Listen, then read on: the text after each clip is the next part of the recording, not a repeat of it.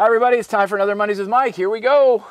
Kind of a big question here. I'm in a position in my company where I am seen as a leader, as well as a coach and a mentor. It's great that you're seen that way. I feel that most of the time I give good guidance to others. However, in some cases, the individual I'm trying to help becomes dependent on me, and I realize that maybe I need to just cut him off at some point. I do not want to seem callous in my approach of saying, hey, get a life, I've got others to coach.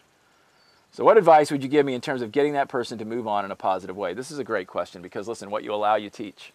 If you fix problems for people all the time, they're going to become dependent on you. I don't care who you are. When dependence starts to become a problem, it is usually a symptom of too much telling or too much helping. If I start to feel someone dependent on me, it's probably because I'm helping too much and I'm telling too much. Often leaders, in their attempts to help, unintentionally foster the dependence by either giving the person too much help or by being too available to teach them.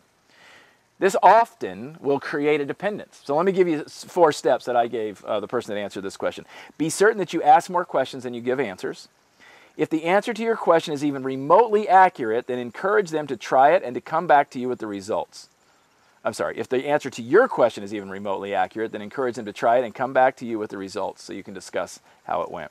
If they honestly don't have a clue, then teach them, observe them, and evaluate their performance while giving them guidance. And then finally, if they continue to come back to you, it's a symptom of insecurity, and I would address it head on. You seem to have difficulty going out there on your own and taking risks. What needs to happen for you to act without guidance? If all else fails, tell them to get a life. Take care. See you next week.